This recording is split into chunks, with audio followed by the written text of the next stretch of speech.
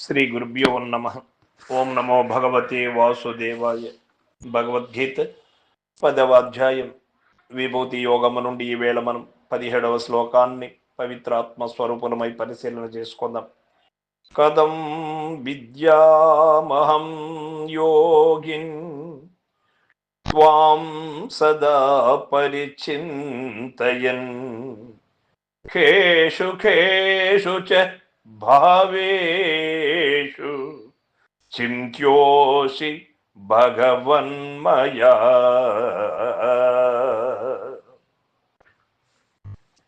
ఓ యోగేశ్వర, జనార్దన, అచ్యుత, కృష్ణ, నేనెల్లప్పుడూ ఏ ప్రకారముగా ధ్యానించుచు మిమ్ము తెలుసుకొనగలను చెప్పండి తండ్రి.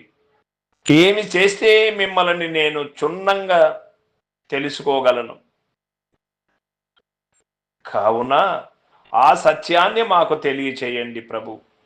భగవంతుడా, ఏ ఏ వస్తువులందు మిమ్ము నేను ధ్యానింపవలెను?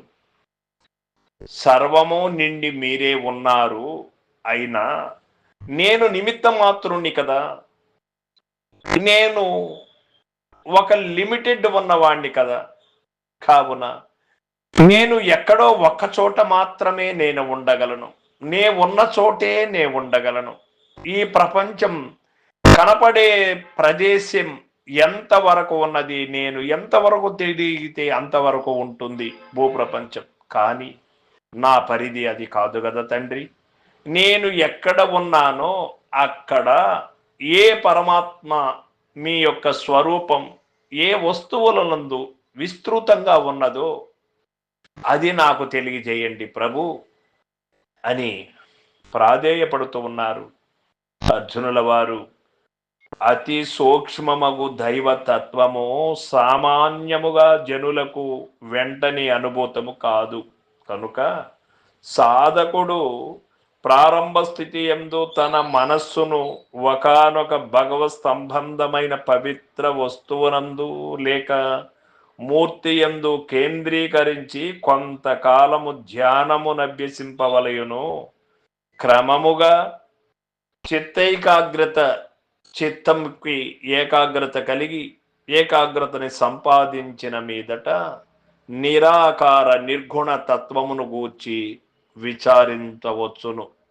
అంతేకాని ప్రథమముననే నేను నిరాకారాన్ని పూజిస్తాను, నిర్గుణాన్ని పూజిస్తాను అంటే ఈ యొక్క చిత్తం ఈ జన్మము కాదు, ఎన్నో జన్మములు, గత జన్మములలో అంతా కూడా వాసనలమయమై సంచితములో వచ్చింది ఇక్కడికి. ఈ సంచిలో ఎన్ని ఉన్నవో నీలో ఆలోచనలు, భ్రాంతులు, భ్రమలు, ఎన్ని జన్మముల నుంచి ఉన్నటువంటి ఆ భ్రాంతి మర్మములు నాకు తెలియడం లేదు అర్జున. కావున ఈ జన్మములో నేనే కడతారాలి, ఈ జన్మము తరువాత ఇక తిరిగి జన్మం అవసరము లేదు. ఇప్పుడు నేను సునాయాసమైన మార్గములో ఈ తక్కువ కాలములో ఈ యొక్క అల్పాయుష్యులో నిన్ను నేను ఎట్లా తెలుసుకోవాలి, ఎట్లా దర్శించాలి అని అడుగుతూ ఉన్నారు అర్జునుల వారు. ధ్యానించుటకు కొన్ని సాకార విభూతులను, దివ్య పదార్థములను తెలుపవలసినదిగా భగవానుని కోరుతూ ఉన్నారు. నాకు ఒక రూపాన్ని చూపెట్టండి ప్రభు.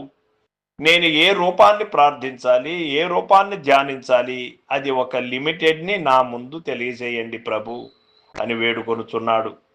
సమస్త జగత్తును భగవంతుని స్వరూపమే అయి ఉన్నను ధ్యానానుకూలత కొరకై ఏ ఏ రూపములు తగి ఉన్నవో అట్టి ప్రధానములైన కొన్నిటిని సెలవివ్వవలసినదిగా అర్జునుడు శ్రీకృష్ణ పరమాత్మని కోరుతూ ఉన్నాడు.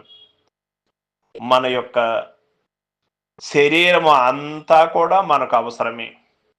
మన శరీరములో ఉపయోగము లేనటువంటి భాగము ఎక్కడా కూడా లేదు. అయితే శరీరములో ప్రధానమైనటువంటి భాగములు కొన్ని ఉన్నవి కదా. ఆ ప్రధానమైనటువంటి భాగముల వలనే కదా ఈ శరీరం అంతా కూడా మనకి బాగా సుఖ సంతోషములతో జీవించగలిగేదానికి తోడ్పడుతూ ఉన్నది. ఆ విధంగానే అర్జునుల వారు ఈ యొక్క విశాలమైన ప్రపంచంలో సర్వత్రా మీరే నిండి ఉన్నప్పటికీ కూడాను ఏ ఏ ప్రాంతములలో మీరు విశేషించి ఉన్నారో ఆ విశేష విభూతులను మాకు తెలియజేయండి ప్రభు కృష్ణ అని ప్రాధేయపడుతూ ఉన్నాడు. దానికి శ్రీకృష్ణ పరమాత్మ ఏమి చెబుతాడో తెలుసుకుందాం రేపటి శ్లోకంలో. సర్వం సద్గురు పాదార్పణమస్తు. జై గురుదేవ.